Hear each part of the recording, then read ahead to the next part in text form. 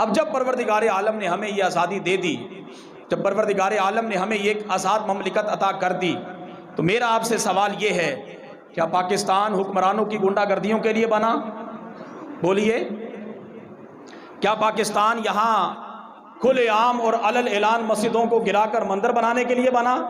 بولیے، کیا پاکستان یہود و نصارہ کی چاپلوسی کے لیے بنا؟ کیا پاکستان یہاں پر صرف کرکٹ میچ کے نام پر مسجدوں کو بند کرنے کے لیے بنا؟ اگر یہ سارے ہی کام کرنے تھے تو پھر پہلے وہاں بھی تو ہوتے تھے۔ اس الگ مملکت کو حاصل کرنے کا فائدہ کیا ہوا؟ ہم یہ کہتے ہیں کہ اس کی بنیاد ہے لا الہ الا اللہ پر، اور میرے بزرگوں نے، میرے اسلاف نے جو اس ملک کو الگ طور پر حاصل کیا تھا، وجہ یہ تھی کہ یہاں رسول کریم کا نظام نافذ ہوگا، یہاں حضور کے دین کو غلبہ دیا جائے گا۔ اور اگر ہم آج 72 یا 74 سال گزرنے کے باوجود بھی ملک پاکستان میں نظام مصطفیٰ نافذ نہ کر سکے، تو پھر جھانکیے اپنے اپنے گریبانوں کے اندر اور پھر سوچئے کہ کل آپ کس منہ سے جشن آزادی منائیں گے؟ کیا پاکستان اس لیے بنا تھا؟ میرے نوجوان حضرات کثیر تعداد میں موجود ہیں، کل 14 اگست آئے، 10 بجے آپ موٹر سائیکل پہ بیٹھے اس کا سائلنسر نکالیں، باں باں کرتے ہوئے یہاں سے جائیں آپ سٹیڈیم سے جائیں شہر، اور پھر وہاں سے لڑکے اور لڑکیاں مخلوط ہوں، ایک دوسرے سے گپ شپ کریں اور ہم کہیں کہ ہم آزاد ہو گئے۔ کیا یہ آزادی ہے؟ میں پوچھنا یہ چاہتا ہوں، ہم کس چیز سے آزاد ہو گئے؟ کیا ہم غیرت سے آزاد ہو گئے؟ کیا ہم بے شرمی سے آزاد ہو گئے؟ کیا ہم ایمان سے آزاد ہو گئے؟ وہ آزادی کس بلا کا نام ہے؟ آزادی اس بلا کا نام نہیں کہ آپ صبح اٹھے موٹر سائیکل نکالیں، سارے مسلمانوں کی زندگیوں کو اجیرن بنا دیں اور پھر شام کو آئیں اور سو جائیں، باں باں کرتے رہیں سارا دن۔ کیا آزادی اس طرح منائی جاتی ہے؟ یہ تو آزادی نہیں۔ آزادی تو ہمیں حاصل ہوئی تھی انگریز سے، اور حاصل کیوں ہوئی تھی؟ کہ ہم اسلام کے پابند بن جائیں۔ کس کے پابند بن جائیں؟ ہم اسلام کے پابند بن جائیں۔ کیا جشن آزادی منانے کا یہ طریقہ ہے؟ کوئی بتائے مجھے، کیا جشن آزادی منانے کا یہ طریقہ ہے؟ نہیں نہیں نہیں نہیں، یہ جشن آزادی منانے کا طریقہ نہیں۔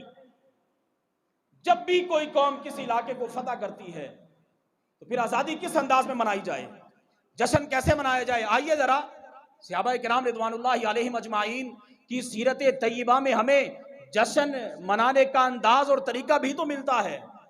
بیت المقدس جب فتح ہوا، آنکھیں کھول دینے کے لیے کافی ہے، بیت المقدس جب فتح ہوا اور فتح سے پہلے انہوں نے شرط لگائی تھی کہ آپ کا حاکم امیر المومنین خود اگر بیت المقدس آ جائے تو چابیاں ان کے حوالے کر دیں گے، بصورت دیگر تم ہمارا قلعہ فتح ہی نہیں کر سکتے۔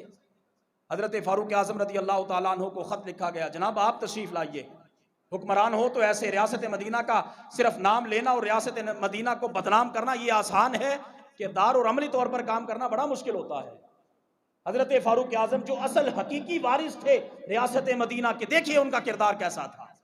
مدینہ طیبہ سے چلے ملک شام ٹہرے آ کر، ملک شام میں حضرت ابو الدرداء، سب کہیں گے رضی اللہ تعالی، آپ گورنر تھے ملک شام میں، آپ کے ہاں آ کر آپ نے قیام کیا، کھانے کا وقت ہوا، حضرت فاروق اعظم نے کہا کھانا لایا جائے؟ حضرت ابو الدرداء رضی اللہ تعالیٰ عنہ کہتے ہیں جناب ابھی دیر ہے، آتا ہے کھانا تیار ہو رہا ہے۔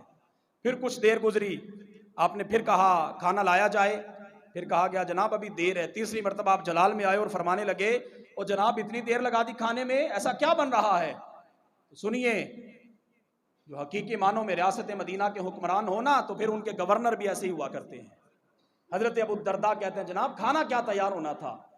3 دن کے باسی ٹکڑے، 3 دن کے خشک، 3 دن کی خشک روٹیاں تھیں، پانی میں بھگو کے رکھی ہوئی ہیں، جناب ابھی تک نرم نہیں ہوئی، نرم ہوں گی تو لائیں گے نا، یہ کھانا ہے آپ کے لیے۔ حضرت فاروق اعظم نے یہ نہیں کہا جناب میں حاکم وقت امیر المومنین 22 لاکھ مربع میل سے زائد رقبے پر حکومت کرنے والا، اور تو گورنر ہو کے تو مجھے خشک روٹیاں کھلائے گا؟ نہیں نہیں نہیں نہیں، وہ خشک روٹیاں پانی میں بھگو کے نرم کی گئی تو فاروق اعظم کو وہ پیش کی گئی۔ حضرت فاروق اعظم بیت المقدس پہنچے، بیت المقدس فتح ہوا، صحابہ نے کہا ہم جشن منائیں گے فتح کا، اور جو زندہ قومیں ہوتی ہیں وہ اس انداز میں جشن مناتی ہیں، ہماری طرح نہیں۔ ہم جسمانی طور پر آزاد ہو گئے، ذہنی طور پر آج بھی ہم غلام ہیں۔ آج میرا نوجوان وہ کام کرتا ہے جو غیر مسلم کرے گا، آج میرا نوجوان اس انداز میں زندگی بسر کرتا ہے جس طرح وہ بسر کرتے ہیں۔ آزادی کس نام کی؟ کیا جسمانی طور پر آزاد ہو جانے کا نام آزادی ہے؟